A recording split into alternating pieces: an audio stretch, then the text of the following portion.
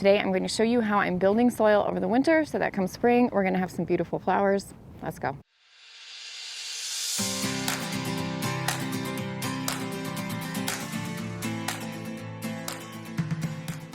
Soil health is the number one thing that I focus on here at the farm. It dictates absolutely everything else. The success of my plants, the disease resistance of my plants, the drought tolerance of my plants, all of that comes back to my soil. If my soil is unhealthy, everything else in the system is unhealthy. That always comes first in my garden. This is one of the major reasons why I grow in ground, because I have found over my years of gardening and farming that soil that I have to work with here in the ground is usually going to be much better than anything I can buy in a bagged form. And it's much cheaper to grow in the ground than it is to buy a bunch of bagged soils to fill raised beds. That's not to say that you can't do raised beds.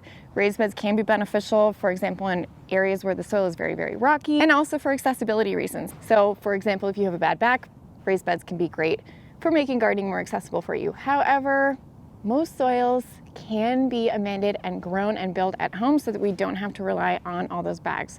And essentially, what I try to do is I try to heal my soil with things that I have either on hand or I can easily get affordably. I have a lot of space here that I'm growing on. I just don't have all of the money to go out and buy the truckloads of compost that it would take to do all of this with purchased compost or purchased soil. But that actually brings me to the first way that I build soil over the winter for a better spring garden. And that first method happens to be one of the most affordable as well. Now, this method tends to be the most intimidating to people, and that method is cover cropping. Now you might think that cover cropping is just for farmers because of the term cropping. It really insinuates this is a farming thing, but it's not. This is for home gardeners too. Cover cropping can be really, really great for healing and amending your soil, adding organic matter, adding nitrogen if you're using a legume or a nitrogen fixer, bringing life to your soil, fixing the microbiome of your soil. Basically, the longer we have roots in our soil, the longer the microbiome of our soil is going to be alive. The earlier it's going to come back in the spring, the more vibrant it's going to be. And by cover cropping, we can really diversify the microbiome that is in that soil. So first I want to show you some of the cover crops that we have in play right now so that you can kind of understand this a little bit better. We do have our cover cropping 101 class that goes more deeply into all of this, but I think a lot of times people just need to see it. So that's why I want to show you this today. So for reference, we are zone 5, 6 in Colorado. My average first frost is October, usually early to mid-October, and my last frost is typically right around Mother's Day, usually late May. So we have a pretty short growing window, and that's something that a lot of people often think that you have to have this really long growing period in order to do cover cropping, but it's just not the case. You can cover crop in a short growing season like me by incorporating these cover crops that actually will germinate and grow in cold temperatures. That's why I wanted to show you this, because here it is. We are December, I'm losing track of the days, December 18th, and we still have plants growing in the ground. And that is because even though my soil in here is actually frozen, these plants are very cold tolerant. So the first one I want to show you is this one. This is hairy vetch. Now you do have to be careful with hairy vetch because hairy vetch can be borderline invasive because it creates tons of flowers and it can spread seeds. So if you don't terminate it at the right time, which is at flowering stage, then these guys are going to turn into a mess in your garden. So what I always say is if you're looking to start cover cropping, it's best to start with one that you know how you can terminate it. If you take our cover cropping class, of course, we give you all of these guides. We show you how to do this and we tell you how to terminate each one. With hairy vetch in particular, this one has to be terminated at flowering stage if we want to use the methods that I like to use, which are mostly crimping or breaking the stems. Now that being said, we can also terminate this one just by tarping it, and that's true of pretty much any cover crop. So if you're intimidated by that termination or killing stage of your cover cropping, remember that you can always toss a tarp over your cover crop and leave it on for a couple of weeks, and that'll also kill it. So that's always your backup plan. Hairy vetch in particular is really good at fixating nitrogen, and that's because it's technically a legume, and I have it growing here in this bed because I had 2 crop rotations in here last year, and so it was pretty depleted by the time fall rolled around. By cover cropping this with a nice thick dense layer of hairy vetch, and we seeded this in just before our first frost, and it's been growing ever since. So around early October is when we seeded that one in. And then we'll be terminating that one or crimping it down in about early June. And then I'll be planting zinnias into that row. All right, the next one I want to show you, this is actually a mix of oats and peas. As you can see behind me, this is the area where we finished our construction project. And the soil was really, really compacted, very hard. No soil life left in it after a full year of construction equipment driving over it. And it is still very firm. The soil is still hard, but we do still have active plants growing in here. So even though, again, almost January, and we're here zone 5-6. So remember, if you're counting on the shoulder seasons to be fixing your soil, you do need to be thinking about temperatures for the growth for these plants. So if you're using the shoulder seasons, you don't want to be planting anything that's super frost sensitive or cold sensitive. But look at these peas still growing. I mean, these peas are still cranking along, but providing a cover to the soil. This is breaking down into that organic matter. That's exactly what we wanted here because this area was so compacted and devoid of organic matter.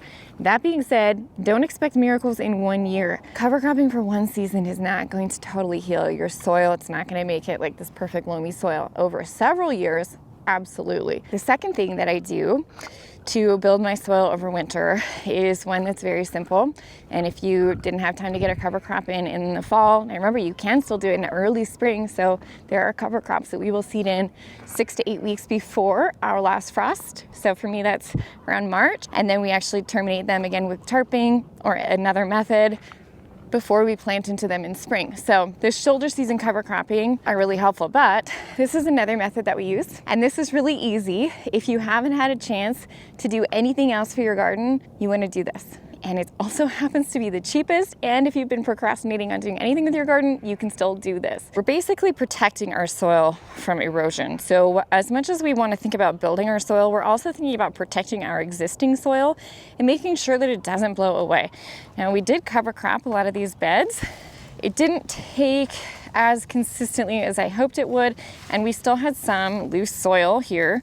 So I wanted to make sure that this loose soil was not blowing away over the winter. And this can be the case if, for example, you do grow in raised beds. A lot of times, especially because those beds sit a little bit higher, they're subject to a little bit more erosion. So in those cases, what I like to do is grab layers of whatever you have on hand. For me, that's usually leaves. Leaves are very plentiful here in my area. We have lots of deciduous trees, and I just get donations of leaf bags from my neighbors. I dump them over these rows. You can see about 3-4 inches thick. Doesn't matter if they're mulched or unmulched. I prefer to keep them unmulched because that's better for the pollinators. There can be a lot of little pollinators and guys nesting in there we don't want to chop up by mulching the leaves. And then I have high winds in my zone, especially in the winter and spring. So what I do then is I come in with my burlap and I weigh down these leaves. You can just toss some bricks or some rocks. I've got some wood slices over here, and that just weighs this down. So by mulching that soil over the winter, I'm doing a couple things. One, I'm slowly building organic matter. It's better, the wetter this is and the warmer it is, the faster these leaves will break down. So they don't break down that rapidly over the winter for me, but what they do is they keep the microbial life insulated, they keep the moisture levels regulated, they keep the temperature levels a little bit more regulated. And that's gonna help my soil kickstart earlier in spring by preventing that erosion, by keeping the soil microbes happy, by keeping the temperature consistent and keeping the humidity consistent. So otherwise, my zone is just so up and down with hot, cold, dry, wet. It's all over the place, and the microbes don't like those fluctuations. So it tends to take them a little bit to get going in the spring. Some other insulation would include wood chips if you have it, pine needles will work, straw if you have it. Any of those things will work. Weigh it down with something like burlap. And then in the spring, I clear it off usually a couple of weeks before our last frost. So for me, early May is when I'll remove that. And that's to help let the soil start to warm up before it's planting time. If I leave that mulch on, it's gonna actually keep my soil insulated and a little bit colder than the air temperatures. So do take it off a couple weeks before planting in the spring. Speaking of compost, let's head over because I want to show you the third thing that I'm doing to build soil in the off season. If you want to accelerate this, you can bring in a couple of inches of compost. But again, watch our Garden Gold video and be mindful of where you're sourcing your compost, and be mindful of doing some testing of your phosphorus levels, especially because if you have high phosphorus in your soil already, adding a lot of compost can be not the best thing. Getting ready to build a new compost pile because it has been so far away from my house. It's really not that far, but it's far away enough that I don't turn it as regularly as I should. There are a couple of things that you can do over the winter to help make sure that your compost is going to continue cooking. You can see here is our very fancy compost bin system. We are getting ready to rebuild it. This is year 5 using this pallet set. And while it's held up actually pretty well, what I want to do is I want to frame this in. So I want to put frames behind here, reinforce this. It's just peeling there in the back. So we're building a new one of these. And I also want to build it wider. So I'm going to put just one divider in the center instead of these two so that I can get my tractor in here to scoop these. But really at the end of the day, it doesn't matter that much what your compost bin system looks like, okay? So I mentioned using caution when you're talking about sourcing a lot of compost. And this is why I like to make my own compost. It's because quite frankly, when it comes to compost, I've just been burned too many times with bad compost. Literally, my plants have been burned with bad compost that wasn't properly aged, compost that had a lot of plastics in it has been something I've really noticed has been an issue, especially from municipal compost. And also compost containing biosludge. It's very hard to find out whether your compost has been treated with biosludge or not.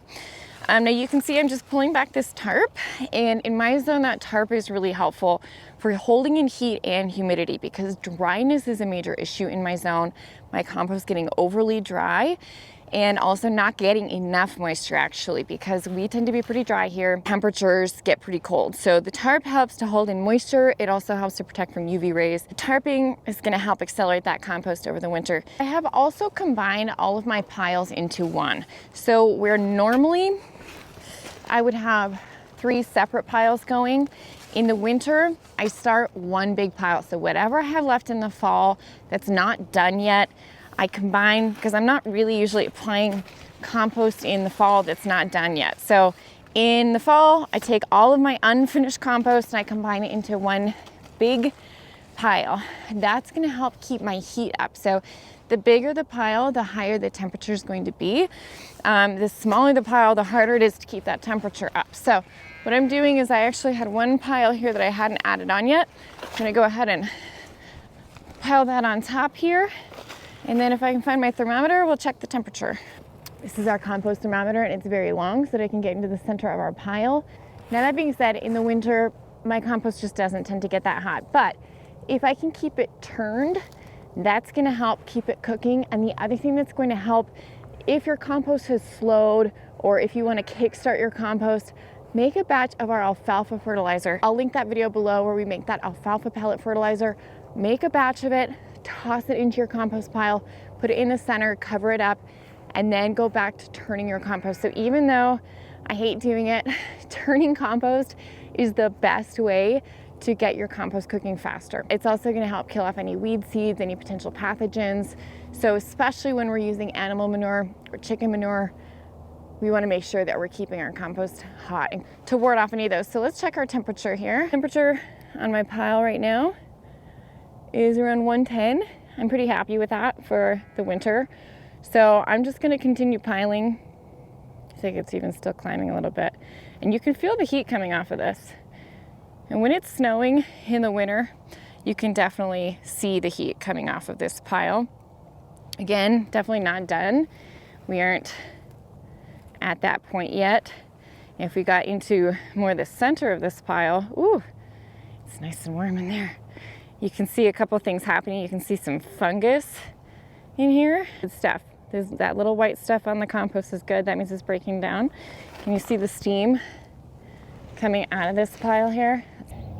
Okay, I just finished turning the compost and now we've got our temperature up in here to actually 130. So just turning it helped a lot. Now, I also wanted to show, so if you're opposed to tarps, just because they can break down with UV rays, you can also mulch your, cover up your pile like I've done here with leaves. So I just grabbed some from my leaf towers over here that I made out of my bunny fencing. These are also great for holding spare leaves so that you can throw browns into your pile. But all I do is cover up my pile with a thick layer of leaves, And then the next time I go to turn the pile, I'll just turn those leaves in. So those will serve as the brands, but for now they're serving as the insulator for our pile, which is helping it stay nice and toasty. So again, if you're wanting to build your own compost over the winter, you can start your own compost pile in the winter. It does not have to be in the spring or summer. Get it going now. You can make compost in the winter, even in cold temperatures. The keys to that are going to be the bigger pile, the better. Keep it covered if possible. Keep it turned as often as you can. Daily is going to be best, and then make sure that you're keeping the moisture up. So don't let it dry out. Once it dries out, you're gonna stop getting a lot of activity in your compost pile. All right, guys, I hope you enjoyed today's video. If you have any questions, remember to put them down below. We do have our greenhouse setup video coming, as well as our house tour for Christmas. We will have that up before Christmas here, so stay tuned. Tune in if you want to see all that stuff. If you have any questions about today's video, let me know. And as always, if you liked it, please remember to like, subscribe, share. Keep tuning in because that helps us a lot here at the farm. We'll see you guys around here next time.